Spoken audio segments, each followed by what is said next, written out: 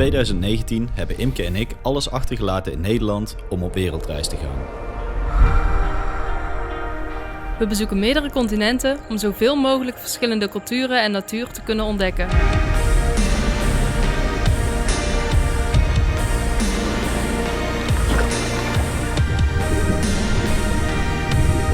We hebben de allermooiste en leukste beelden gebundeld in deze reisafleveringen. Op deze manier kunnen wij jullie meenemen op reis en hebben wij onze herinneringen vereeuwigd.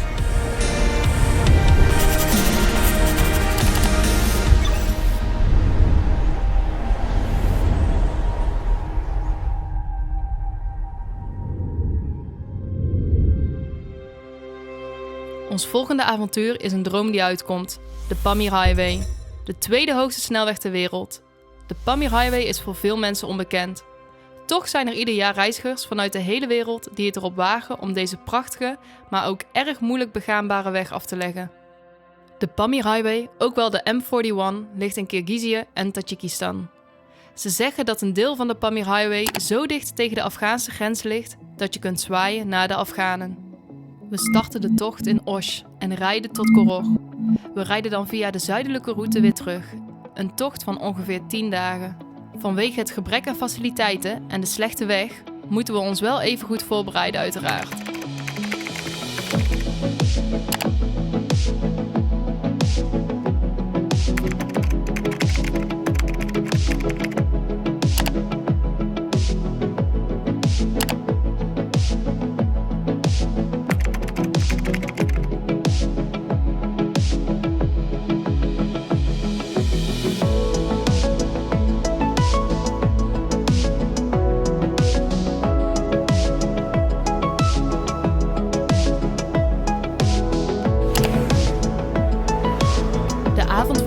Wordt de auto geleverd en samen met de verhuurder kijken we nog heel even of de auto in orde is. En lopen we langs de belangrijkste onderdelen en overleggen we wat we moeten doen als er iets misgaat.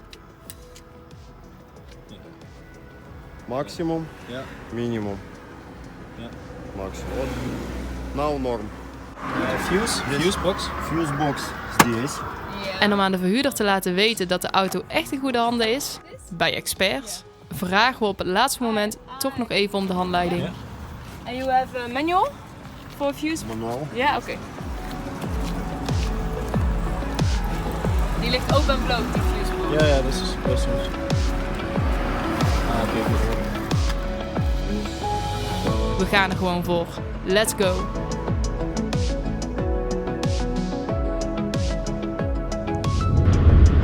Dit is de Pamir Highway. Snelweg. In Tajikistan. En dat is Afghanistan. De rivier scheidt Tajikistan van Afghanistan. Dus het is waar wat ze zeggen. Je kunt met Afghanen zwaaien als je de Pamir Highway rijdt.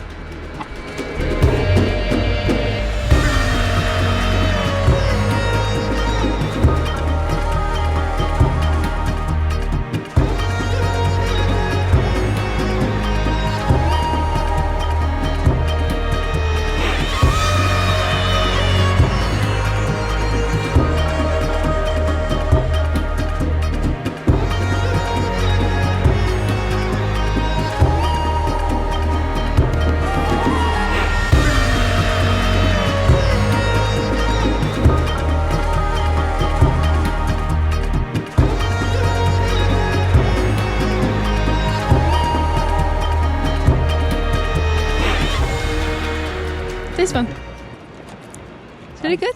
We delen autodrop uit aan de lokale mensen. En dit valt goed in de smaak. We maken vrienden. Try? Kijk, heeft die oma ook It's maar. Die kleine ook. Hier. Ja, nou ook. it's good, huh?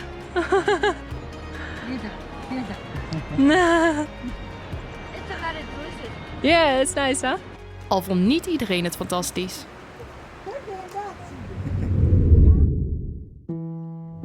Al enkele maanden op pad. Kronkelende wegen die leiden naar nieuwe herinneringen. Een totaal andere wereld met een ander normaal en een ander ritme De indruk van nieuwe mensen en dingen, die mengen zich met onze herinneringen. De fusie van hier en daar wordt ineens o zo zichtbaar. Zesje. Zwaaien. Mijn steentje is uit, dan kun je veel beter praten. Zeg maar. Hallo. Hallo Jaap en Imke. Hallo, Williamke. Gaan we dit doen? Kusje Sarah.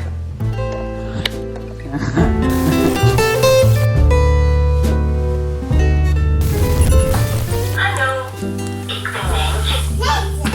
Zullen we weer spelen?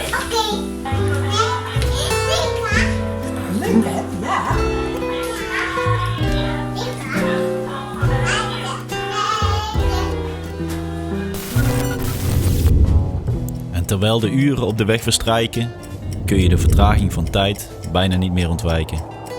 Minuten worden uren en uren worden dagen. En de dingen waar je normaal over zou klagen, die worden onderdeel van het grote geheel. Het grote geheel van tja, weet ik veel. Waar je je tijd maar 1 keer kan en mag besteden. En waar dingen gebeuren zonder reden. Dus voel je vooral niet verplicht. Maar als je zin hebt, geniet een beetje van het mooie uitzicht.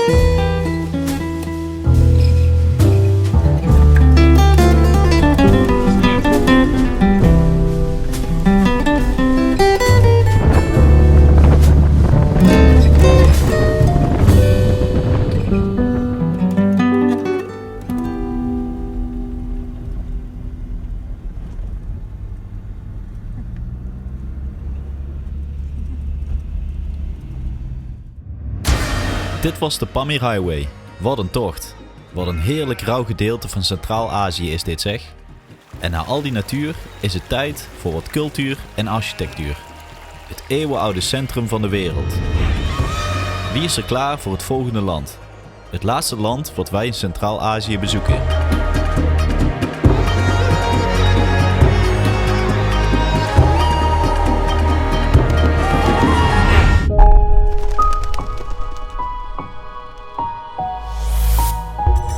Oezbekistan. Welkom in een compleet andere wereld, waar geschiedenis in het heden leeft. Handel tussen Oost en West kwam hier eeuwenlang samen. Helderblauwe en groene kleuren van mozaïeken blenden perfect met de woestijnachtige kleuren van de omgeving. Oezbekistan, ook wel het moederland van de beschaving genoemd. Dit is het hart van de zijderoute. We dwaalden elke dag urenlang door indrukwekkende paleizen en pleinen. Hier vertellen de gebouwen verhalen over vroeger. En elke keer was het anders. Hoe dieper we Oezbekistan ingingen, hoe mooier het werd.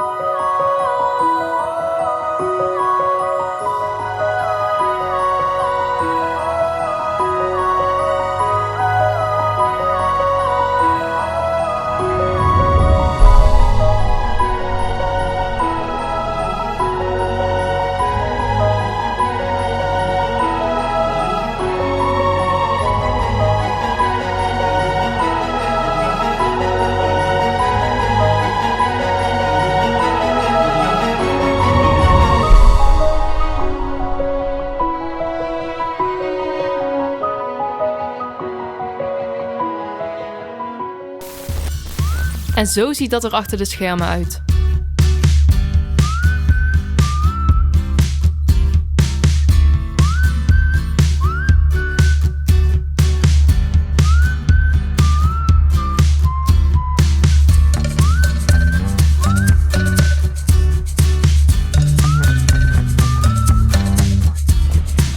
morgens vroeg om 4:30 je bed uit voor een mooie zonsopkomst over de stad.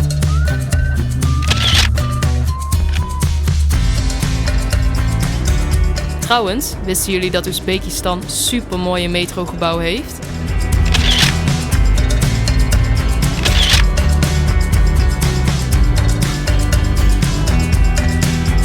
Dit is Hotel Oezbekistan, een bekend hotel uit de Sovjet-tijd. We zijn dus op de bazaar en achter me zijn niet zo frisse beelden, vind ik. Dus ik laat jou veel even filmen, zodat jullie wel ervan kunnen genieten. Ik heb er ook even van kunnen genieten.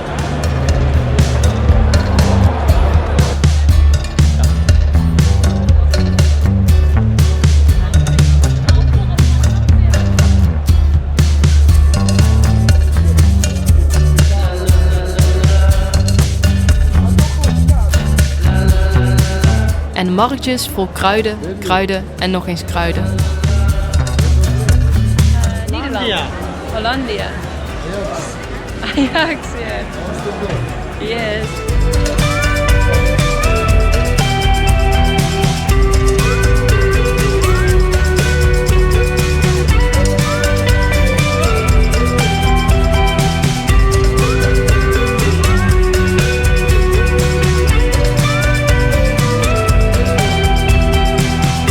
Wij vonden shashlik een van de lekkerste gerechten. Te bestellen bij dit soort leuke tentjes. Het meest traditionele gerecht is toch wel plof. Gemaakt in een enorme wok. Een combinatie van rijst met eieren, paardenvlees en of kip.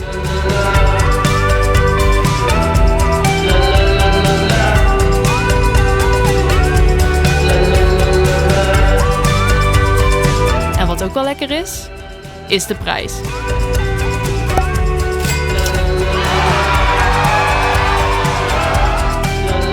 Wij hebben genoten van Oezbekistan. Een mooie afsluiter van Centraal-Azië.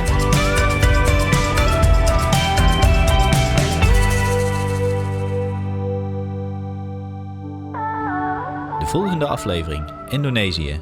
Een bezoek aan het huis waar mijn vader geboren is.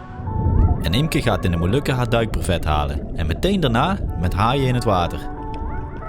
We gaan ook naar een van de moeilijkst bereikbare plekken op aarde, Raja Ampat. En daar heb ik nog een verrassing voor Imke. Ja, we wilden toch nog even ook persoonlijk vertellen hoe het was gegaan. Want gisteravond zaten wij hier op dit mooie plekje. Naast die schelpjes. Te genieten van dit prachtige uitzicht. De zonsondergang. En ja, toen bedacht Jaap opeens. Voor meer foto's en verhalen, bekijk ons Polar Steps account. Check wat ik gevonden heb. Tot snel!